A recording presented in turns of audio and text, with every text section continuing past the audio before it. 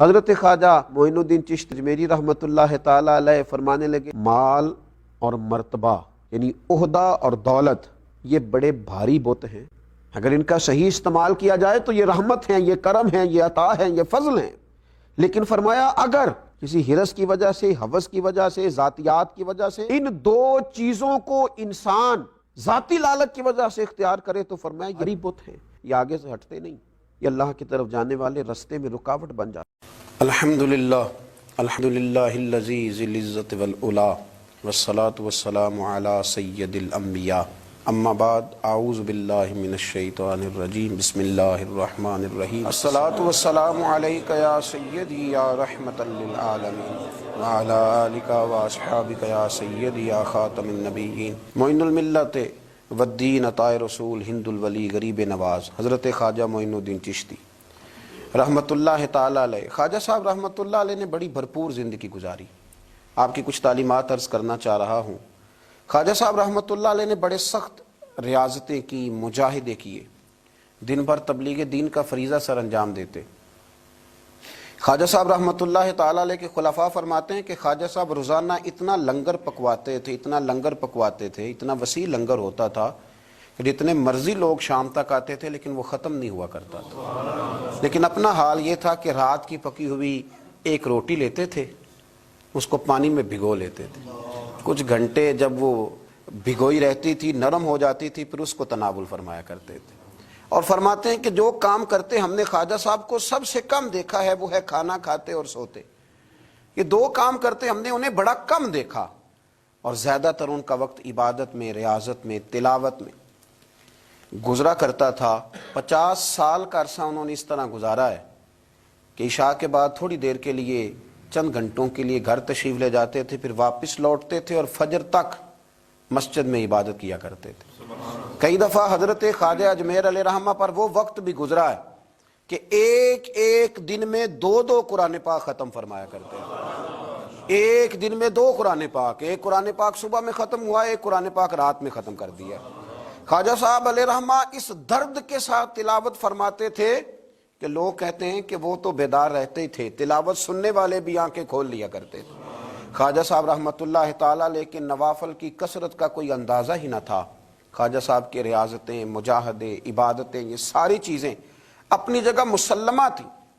اس کے ساتھ ساتھ جب وہ اپنے خلفاء کی، اپنے مریدوں کی تربیت کرتے تھے تو رنگ نرالا ہوتا تھا۔ خواجہ قطب الدین بختیار کاکی رحمت اللہ علیہ فرماتے ہیں جب میرے شیخ، میرے مرشد، میرے ملجا، میرے آقا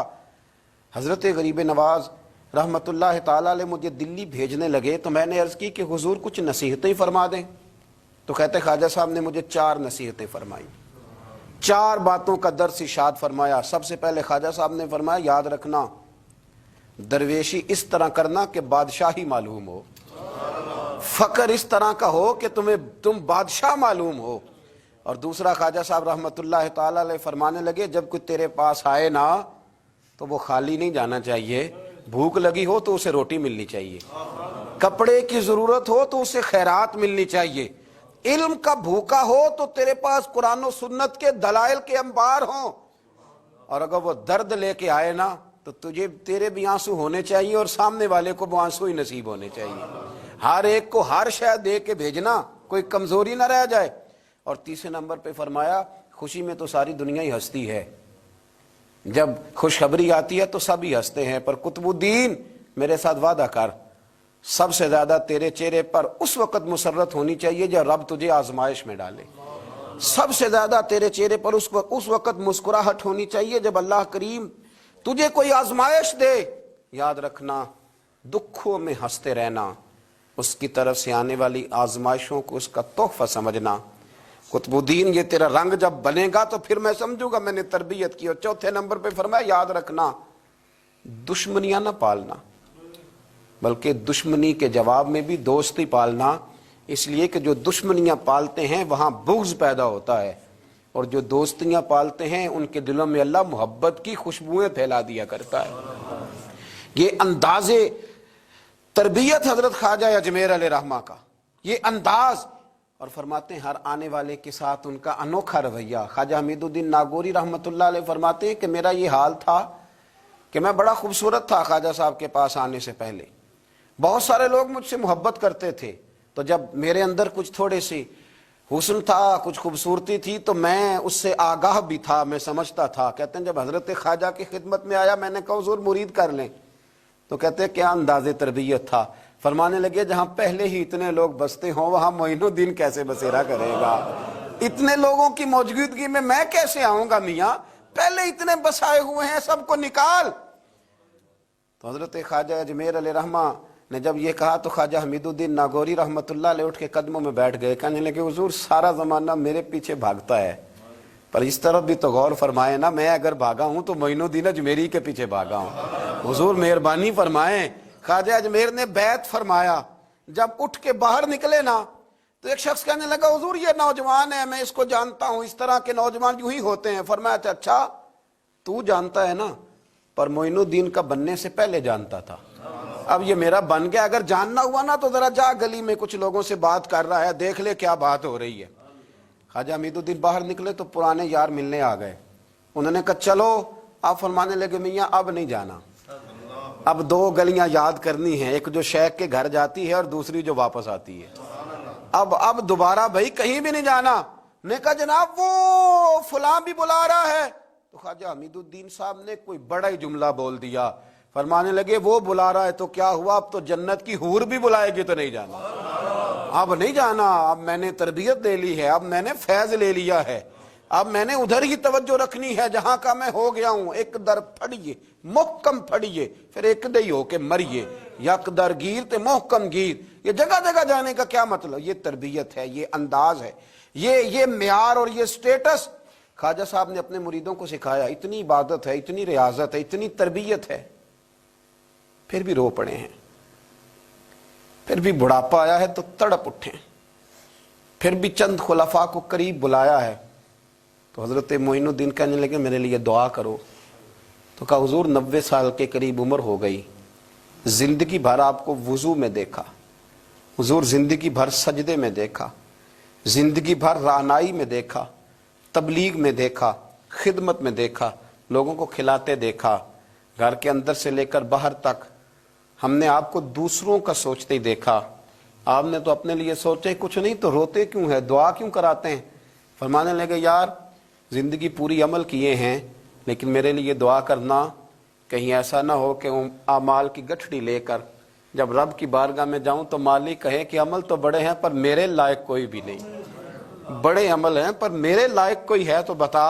یار یہ جتنی گٹھڑی ہے نا اعمال کی، تمہیں بڑے بڑے حسین نظر آتے ہیں، پر ان میں سے کوئی مالک کے لائق بن جائے، میری کوئی قبولیت ہو جائے، میری قبولیت میں نیواں تے میرا مرشد اچا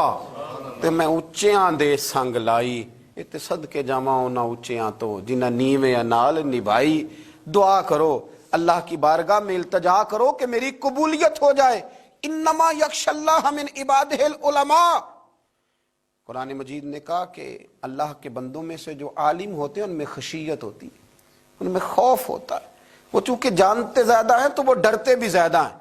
ان کے اندر احساس بھی زیادہ ہوتا ہے۔ حضرت عبداللہ ابن مسعود رضی اللہ تعالیٰ عنہ فرمایا کرتے تھے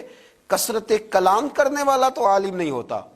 اللہ سے زیادہ ڈرنے والا عالم ہوتا ہے، کثرت کلام والا تو عالم نہیں، وہ جس کے دل میں خشیت زیادہ ہے وہ بڑا عالم ہے۔ میرے نبی پاک علیہ السلام نے فرمایا میں تم سب سے بڑھ کر اپنے رب کو جاننے والا ہوں، اور میں تم سب سے بڑھ کر اپنے رب سے ڈرنے والا ہوں، کیونکہ میں جانتا زیادہ ہوں تو میں اپنے رب سے ڈرتا بھی زیادہ ہوں۔ حضرت خواجہ اجمیر علیہ رحمٰن نے تربیت کی، لوگوں کے مزاج سوارے، لوگوں کے دل سوارے، اور خواجہ صاحب نے تربیت کی اور تربیت کے مراکز بھی قائم فرمائے۔ اجمیر کے فیضان سے پھر دلی میں خواجہ قطب الدین کا مرکز قائم ہوا، پھر اسی فیضان سے پاک پتن میں بابا فرید الدین گنج شکر کا مرکز قائم ہوا، پھر اسی فیضان سے خواجہ نصیر الدین چراغ دہلوی کا مرکز قائم ہوا، پھر اسی فیضان سے مہار شریف کا مرکز قائم ہوا، پھر اسی فیضان سے پیر پٹھان خواجہ سلیمان تونسوی کا مرکز قائم ہوا، پھر اسی تربیت کی روشنی میں حضرت شمس العارفین سیالوی تیار ہوئے، پھر اسی تربیت کی روشنی میں پیر مہر علی شاہ جیسے لوگ تیار ہوئے، پھر اسی ترتیب سے اسی روشنی نے بڑے بڑے مشائخ کو ترتیب دیا،